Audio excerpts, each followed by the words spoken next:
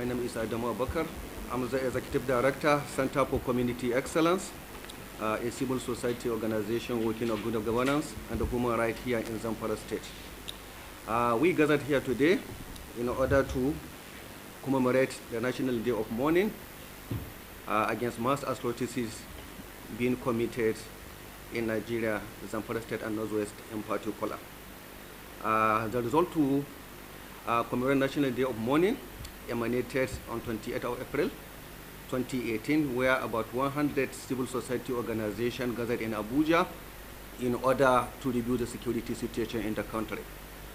And we came to understand that Northwest Zamfara State in particular is the epicenter of insecurity, which led to the displacement, killing, and the maiming of thousands of individuals, which is very unfortunate.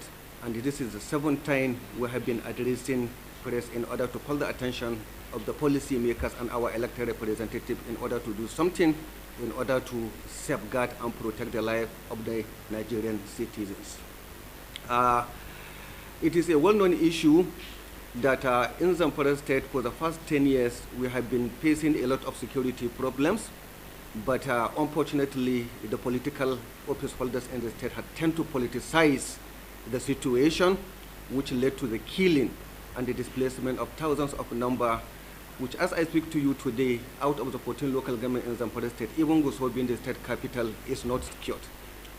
There is a lot of people from various local government, and what was in the situation, there is no proper documentation of the number of people killed, of the number of people displaced, and there is no any assistance from other agencies in order to alleviate the suffering of this individual.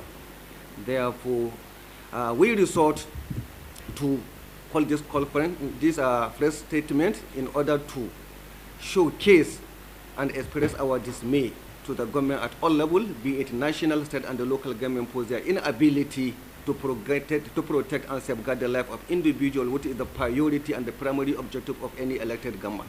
Any government that cannot safeguard our life, cannot protect our property, is a failed government.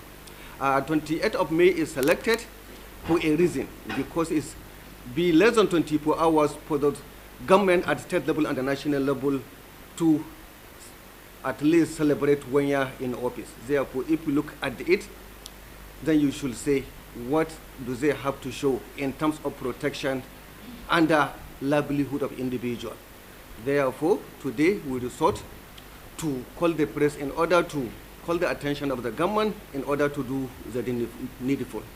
As I speak to you here in Zamfara State, my colleagues across the nation are having similar press statements. Some are organizing a rally in order to call the attention of government, since we come to understand that the concerns of our political leaders is no longer intended with the will and the aspiration of the people that elected them.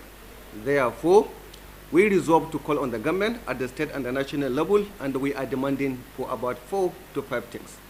Firstly, we are asking for the government to do the needful, to exercise their constitutional and political rights in protecting our life, our properties, and the dignity of our women that are being raped on a daily basis.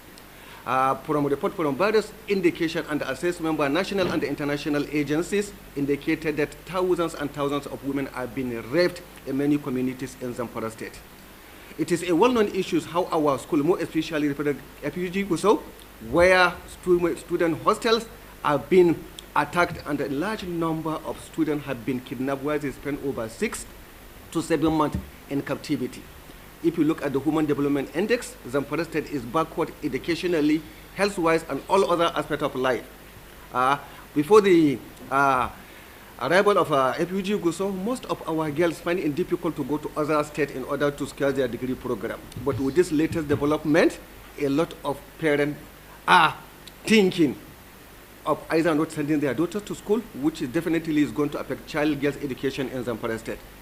Another major factor, Zamfara State has a large number of out-of-school children. Go to Gusau and the major towns, at the motor parks and the garage or marketplaces, you will see a number of underage children that are dropped out from various communities. They are roaming the streets of Gusau, begging, and the small girls are more vulnerable to rape and other sexual abuse because of their vulnerability.